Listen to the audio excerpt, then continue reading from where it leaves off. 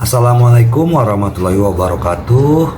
Apa kabar sobat sobter semuanya? Semoga kita semua dalam keadaan sehat jasmani dan rohani, tidak kurangan satu apapun. Oke, sebelum dimulai ceritanya seperti biasa, bantu dulu tekan tombol like dan berkomentar juga ya Tuan dan Anak. Oke, kita lanjutkan saja ceritanya. Kamis, tanggal 27 Maret tahun 2025. Bab 3418 adalah yang paling banyak dicari. Terima kasih kepada Tuan Igoe yang sudah berlangganan dengan Sobter Channel.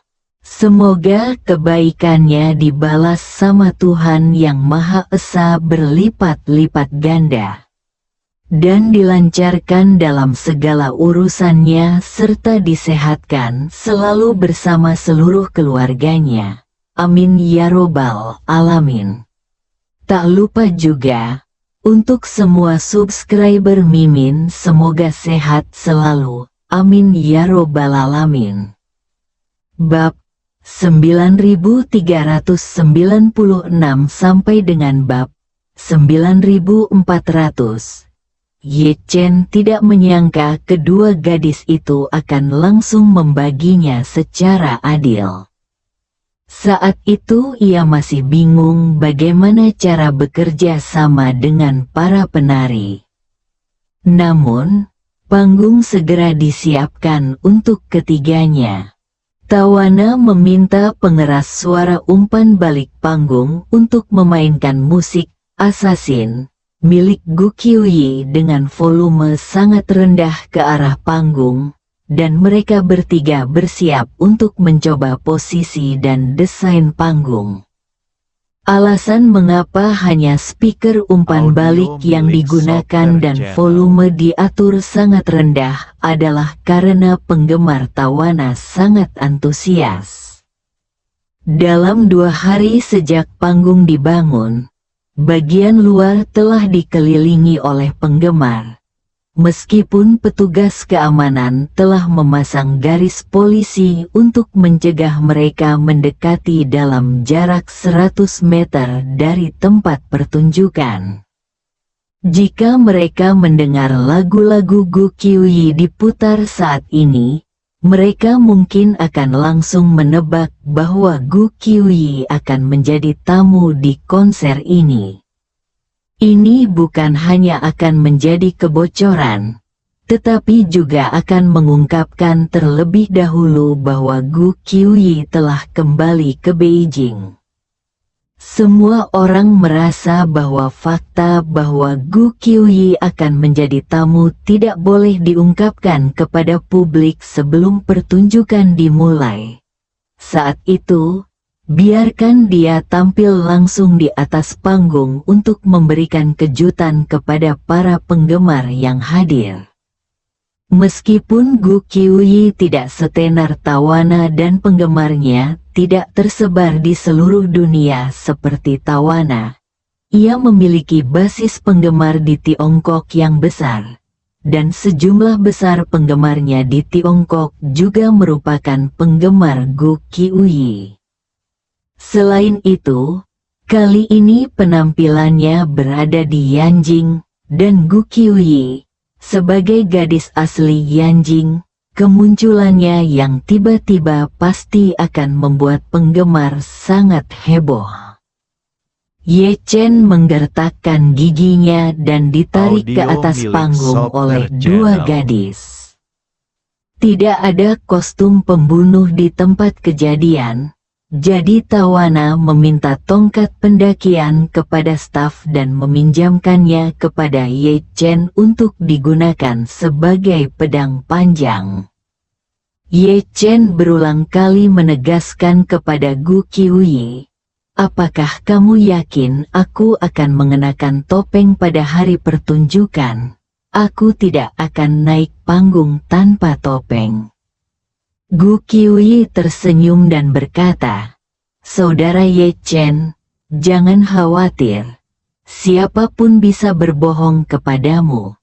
Tetapi aku tidak akan pernah berbohong kepadamu." Ye Chen mengangguk, merasa sedikit lega, Gu Qiuyi kemudian berkata, lagu ini memiliki 3 bagian. Bagian kedua dan ketiga adalah bait dan chorus yang lengkap.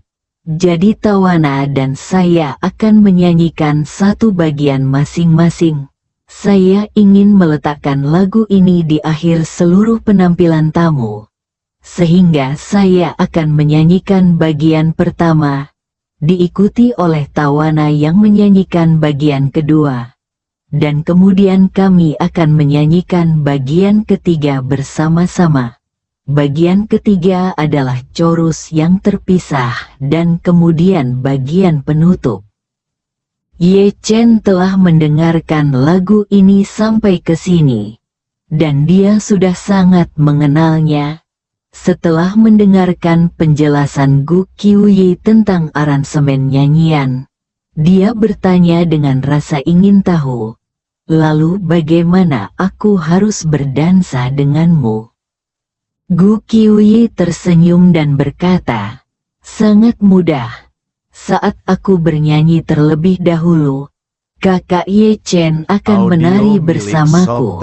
Saat Tawana naik ke panggung untuk menyanyikan bagian kedua, kakak Ye Chen akan menari bersamanya. Terakhir, Tawana dan aku akan menyanyikan bagian ketiga bersama-sama, dan kau hanya perlu bernyanyi bersama kami berdua. Kemudian, Gu Qiuyi memberikan pengantar yang terperinci. Bagian syair adalah refleksi emosi antara Anda dan kami, menunjukkan seberapa dalam perasaan Anda sebelum Anda meninggalkan kami. Di bagian ref, Anda menampilkan seni bela diri dan ilmu pedang sendirian di depan panggung, dan kami bernyanyi di bagian belakang, terutama menonjolkan kepahlawanan Anda. Di bagian terakhir, Anda kembali untuk menemui kami, dan itu adalah akhir yang bahagia. Ye Chen berkata dengan canggung, aku tahu tema lagumu. Lagu itu cukup bagus dan menyentuh. Tetapi kalian berdua bersikeras menyanyikannya bersama. Aku menari denganmu terlebih dahulu, lalu dengan dia. Pada akhirnya, aku harus berinteraksi dengan kalian berdua. Ini seperti aku, seorang pembunuh, memiliki 2 istri. Aku mengucapkan selamat tinggal kepada mereka untuk membunuh sang tiran, lalu kembali untuk bersatu kembali dengan kedua istriku. Ini, rasanya, telah berubah. Gu Qiuyi tersenyum acuh tak acuh dan berkata, cerita ini berlatar di zaman kuno, di mana poligami merupakan norma. Apakah aneh bagi seorang pembunuh yang hebat dan pahlawan yang mengabdi pada negara dan rakyatnya untuk memiliki 2 istri? Lihat Xiao Li Fei Dao. Bukankah dia memiliki 2 istri? Wei Xiao Bao memiliki 7 istri. Ye Chen menghela napas pelan, teman baik. Meskipun kedengarannya agak tidak bisa diandalkan, tetapi jika dipikir-pikir dengan hati-hati, sepertinya masuk akal. Audio milik Tawana Software yang Channel. berada di sampingnya tidak dapat menahan tawa dan berkata, beberapa peradaban barat kuno juga mempraktikkan poligami. Hal itu memang sangat masuk akal dalam konteks kuno. Setelah itu, dia bertanya kepada Gu Qiuyi dengan penuh semangat, haruskah aku juga berganti ke gaya tradisional Tiongkok kuno milikmu untuk naik panggung? Gu Qiuyi tersenyum dan mengangguk, bagus sekali. Tentu saja seluruh efek panggung tidak akan terasa aneh, kecuali wajahmu yang bergaya barat. Tawana mengagumi dan terpikat pada Ye Chen. sehingga ia pun semakin penasaran dan menyukai budaya tradisional Tiongkok. Pada saat ini, dia tidak dapat menahan diri dan berkata dengan gembira, "Kalau begitu, saya pasti akan meminta penata rambut untuk membuatkan saya gaya rambut wanita Tiongkok kuno yang paling autentik." Gu Qiuyi berkata dengan gembira, "Bagus sekali." Setelah itu, dia berkata kepada Ye Chen, "Ngomong-ngomong, Saudara Ye Chen, saya meminta direktur desain saya untuk datang. Dia akan segera mengukur tinggi badan Anda dan membuatkan satu set kostum pembunuh untuk Anda dalam semalam. Kita bisa berlatih tata rias besok." Ye Chen bertanya padanya, "Bisakah kamu menyelesaikannya dalam waktu sesingkat itu?" Gu Qiuyi tersenyum dan berkata, "Ini sangat sederhana. Saat kita tur, setiap penari akan memiliki banyak kostum cadangan. Saya memintanya untuk langsung memilih satu set kostum cadangan yang paling sesuai dengan bentuk tubuh Anda, lalu melakukan beberapa modifikasi." Ye Chen mengangguk dan berkata, "Baiklah, aku akan mengikuti rencanamu, selama kamu tidak membiarkanku menunjukkan wajahku, semuanya akan baik-baik saja." Untuk membantu mereka berdua menemukan perasaan itu, Ye Chen menggunakan tongkat pendakiannya sebagai pedang dan menampilkan serangkaian ilmu pedang Tiongkok yang sangat menghibur di atas panggung. Ada banyak rahasia ilmu pedang dalam 9 kitab suci surgawi yang mendalam, yang telah lama terukir dalam pikiran Ye Chen. Tetapi dia tidak pernah benar-benar berlatih dan menggunakannya, terutama karena dia tidak memiliki cara untuk menggunakannya. Meskipun dia dapat melakukannya dengan mudah, dia tidak tahu apakah teknik pedang ini telah diwariskan turun-temurun. Jika tidak, jika Wu Feiyan bisa mengenalinya, dia akan menembak kakinya sendiri.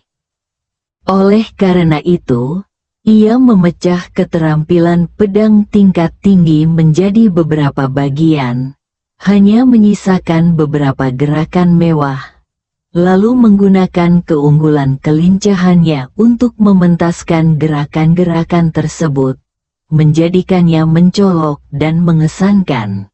Sekilas, mereka tampak menakutkan, tetapi sesungguhnya mereka tidak mempunyai arti praktis.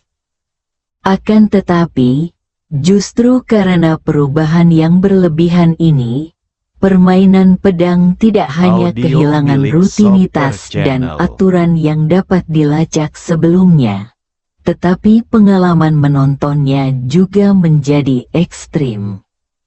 Kedua wanita itu menyaksikan Ye Chen memegang tongkat pendakian dan mengayunkan pedang dengan anggun di atas panggung. Mereka terpesona oleh gerakannya yang kuat dan halus. Setelah beberapa kali beraksi, kedua wanita itu bahkan lupa ikut bernyanyi dan hanya menatap Ye Chen dan bertepuk tangan dengan penuh semangat. Pada saat yang sama, keduanya menantikan penampilan resmi mereka di atas panggung lusa, dengan 2 penyanyi tercantik dan penampilan pedang yang keren. Saya yakin lagu Assassin ini akan menduduki puncak tangga lagu hiburan global setelah pertunjukannya. Bersambung.